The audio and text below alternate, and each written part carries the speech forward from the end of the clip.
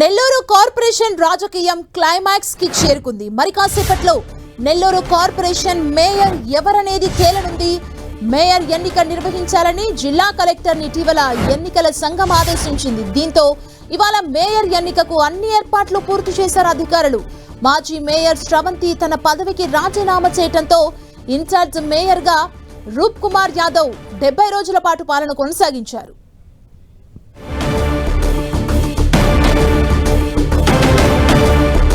ఇదే అంశానికి సంబంధించి మరింత సమాచారం మా ప్రతినిధి దేవకుమార్ అందిస్తారు. దేవకుమార్,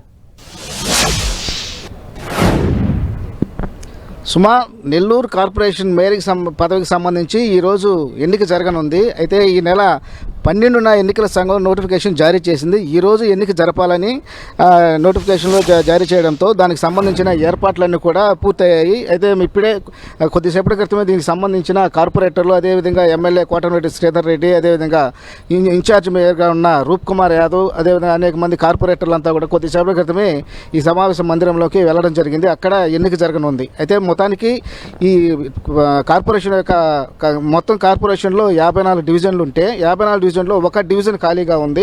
అంటే ఖలీల్ అనే కార్పొరేటర్ గతంలో 2024 ఎన్నికల్లో ఎమ్మెల్యే అభ్యర్థిగా పోటీ చేశాడు కాబట్టి అతను అప్పుడు రాజీనామా చేశాడు కాబట్టి ఆ స్థానం ఖాళీగా ఉంది. దీని తర్వాత మిగతా 53 స్థానాలకు సంబంధించి కార్పొరేటర్లు ఉన్నారు. అంటే బలాబలాలు పరిశీలిస్తే టీడీపీకి సంబంధించి 39 మంది కార్పొరేటర్లు ఉన్నారు. వైసీపీకి సంబంధించి 14 మంది కార్పొరేటర్లు ఉన్నారు. అంటే 39 కార్పొరేటర్లతో పాటు ఈ ఎన్నికల్లో పాల్గొన్న ఓటు హక్కు ఉన్న మంత్రి నారాయణ ఒకరు ఉన్నారు. అదేవిధంగా రూరల్ ఎమ్మెల్యే కోటమిరెడ్డి శ్రీధర్ రెడ్డి, అలాగే ఎంపీ వేమిరెడ్డి ప్రభాకర్ రెడ్డి, వీళ్ళకి కూడా ఓటు హక్కు ఉంది కాబట్టి వీళ్ళు కూడా ఓటు హక్కు వేసే అవకాశాలు ఉంటాయి. అయితే వైసీపీ మాత్రం 14 మంది మాత్రమే కార్పొరేటర్లు మద్దతు ఉంది. అయితే ఒక ఎమ్మెల్సీ చంద్రశేఖర్ రెడ్డి ఉన్నారు కాబట్టి ఆయన కూడా ఓటు హక్కు ఉంది కాబట్టి అవి కూడా కలుపుకుంటే వైసీపీ బలం 15 చేరుతుంది. ఈ విధంగా వారి బలాబలాలు ఉన్నాయి. అయితే ప్రస్తుతానికైతే వైసీపీ ఈ ఓటింగ్లో పాల్గొంటుందా లేదా అనేది మాత్రం స్పష్టత లేని పరిస్థితి. అది ఇప్పటికే టీడీపీ కార్పొరేటర్లు అందరూ మాత్రం ఇక్కడ ఎన్నికల్లో పాల్గొనేందుకు వెళ్ళడం జరిగింది. ఇక్కడ ఎన్నికకు సంబంధించి అన్ని ఏర్పాట్లు కూడా అధికారులు పూర్తి చేశారు. ప్రత్యేక అధికారిగా జాయింట్ కలెక్టర్ ఎవరైతే మొగలు వెంకటేశ్వర్లు ఉన్నారో ఆయన ప్రత్యేక అధికారిగా ఉన్నారు. మరికొద్దిసేపట్లో ఈ ఎన్నిక అనేది జరగనుంది.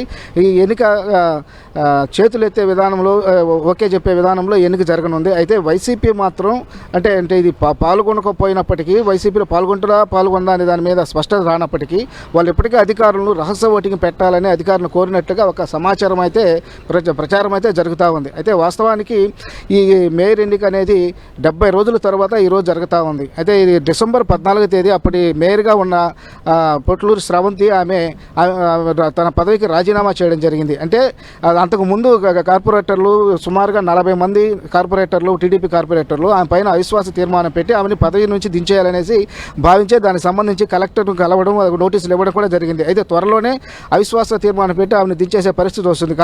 అయితే ఆమె అవిశ్వాసం దాకా పోకుండా ఆమె అవిశ్వాసానికి 2 రోజుల ముందే పొట్లూరు శ్రవంతి తన పదవికి రాజీనామా చేశారు. రాజీనామా చేసిన తర్వాత వెంటనే సీనియర్ డిప్యూటీ మేయర్ ఎవరైతే ఉన్నారో రూప్ కుమార్ యాదవ్ అతను తన మేయర్ ఇన్ఛార్జ్ మేయర్గా పదవి బాధ్యతలు స్వీకరించడం జరిగింది.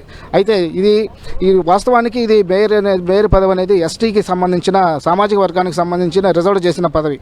అయితే దీంట్లో పొట్లూరు శ్రవంతి ఎస్టీ మహిళ. ఆమె రాజీనామా చేసిన తర్వాత ఎస్టీ సామాజిక వర్గానికి సంబంధించిన వ్యక్తి ఎవరు కూడా మేయర్ పదవిలో కూర్చోలేదు. అంటే ఇన్ఛార్జ్ మేయర్గా రూప్ కుమార్ యాదవ్ బీసీ సామాజిక వర్గానికి చెందిన రూప్ కుమార్ యాదవ్ ఇన్ఛార్జ్ మేయర్గా కొనసాగుతూ వస్తున్నారు. అయితే దీన్ని అంటే ఇది ఎస్టీకి సంబంధించిన పదవి కాబట్టి దీన్ని ఎస్టీకి కేటాయించాలని చెప్పేసి ఇప్పుడు పొట్లూరు శ్రవంతి అదేవిధంగా గిరిజన సంఘాలను కూడా కొంత ఆందోళన దిగాయి.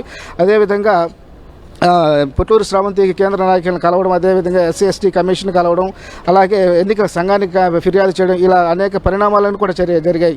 అంతేకాకుండా రిలే నిరాహార దీక్షలు కూడా చేశారు. అంటే ఎస్టీ సామాజిక వర్గానికి సంబంధించిన వ్యక్తులకే ఈ పదవి ఇవ్వాలని చెప్పేసి అనేక ఆందోళన నిరసనలు కూడా చేసిన పరిస్థితి. ఎటకేలకు ఈ ఎన్నికల సంఘం స్పందించింది. ఎన్నికల సంఘం ఈ నెల 14న ఒక నోటిఫికేషన్ జారీ చేసింది. అలాగే 26న ఎన్నిక జరపాలని కూడా చెప్పడంతో ఈరోజు మరికొద్దిసేపట్లో ఎన్నిక జరగనుంది. అయితే దీనికి సంబంధించి టీడీపీ మేయర్ అభ్యర్థిగా దేవరకొండ సుజాతను అంటే ఈమె 53వ డివిజన్కి సంబంధించిన వ్యక్తి. ఈమెను టీడీపీ మేయర్ అభ్యర్థిగా ప్రకటించడం జరిగింది.